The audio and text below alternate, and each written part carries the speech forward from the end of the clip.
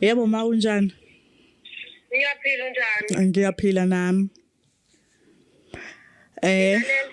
Yebo, kunento la ebengifuna ukuthi ungidlulisele kwingane yakwethu.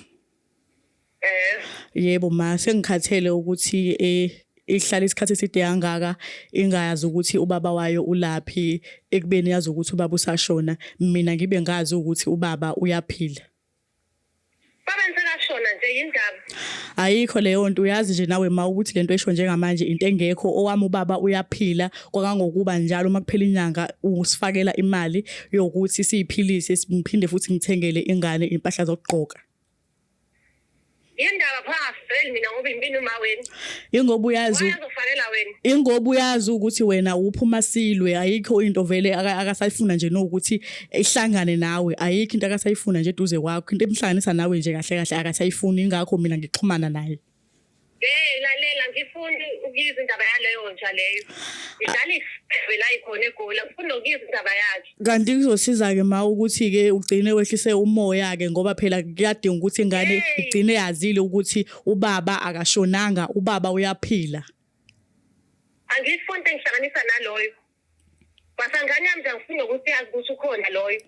Njengoba ngifonileke la kwi Black Life ngoba ke ngifuna ukuthi igcine ingane yazile iqiniso ukuthi ufihle into engasize ngoba phela mina ngiyalazi iqiniso lokuthi ubaba akazange ashone wahamba ngenxa yakhe ukuthi uyamhlukumeza. Wena indaba vele uthande wenza kanjani indaba uthanda indaba zethu zaze wonke umhlaba. Ngicabanga ukuthi sakuzofila kanjani. Mhlambe naye kuzomsiza ekuthenini ayeke ukulokhu ebuza ngobaba umfida nawe ngamanga ulokhu uqhubeka umtshela amanga ngento engekho ngobaba. Ngobe ekugcineni ayikho leyo nto nawe uyayazi leyo nto leyo ukuthi ekugcineni kwakhona konke ubaba uyadinga ukuthi sihambe siyombona. Ayikho nje lento ngitshela nayo ukuthi ubaba usashona ayikho. Lalela-ke angene lapho uzohamba wedwa yombona kodwa ingane yami ayilapho ingane. Wena uzohamba wedwa. Angifuni ubaba uzohamba wedwa. Angeke kuze kwenzeke lokho. Mina njengoba nje ngikhuluma nawe ingoba ngifuna ukuthi wehlise umoya njengoba kulokhu uthetha nje ingakho nobaba akhetha ukuthi aza kushiya ahambe oqala impilo yakhe kabusha koGoli. Washiya ngoba efuna ezinye izifebe. Ayike umnyalezo ebengiwushilo ke ngicela ukuthi ke udlulisele kumntwana wakhe ilona ebengizelela kwi Black Life leyo. Hayi ngizohamba nodwa mina ngingangifaki la. Vela ngeke uzuye wena ungabe uthi uhamba uyapi ngoba vele phela awusadingeki vele. Hayi ke soyicela ivuthiwe. Hey. Hayi siyabonga kakhulu ke ungicela ungitshelele yena kumntwana lo mlalezo le ubona into kade ibalekile benze ukuthi ngize ngixhumane nawe ngize la kwi Black Life ngizokufonela. Hey okay. All right ngiyabonga. Kwase kwanzima. Ngathi uma ayingeni ke nje leyo. Nayi uyogcina nje wehlisile umoya because ekugcineni kwakhona konke ingane yadinga ukwazi ukuthi ubaba uyaphila njengoba nje igqoka kanje igqoka nje ngenxa yakhe angalokhu nje fit ingane ngento engekho. Njengoba uthi umbona ubaba mhlambe iziphi izinto ayishoyo ngoma njengoba engafisi nokumbona.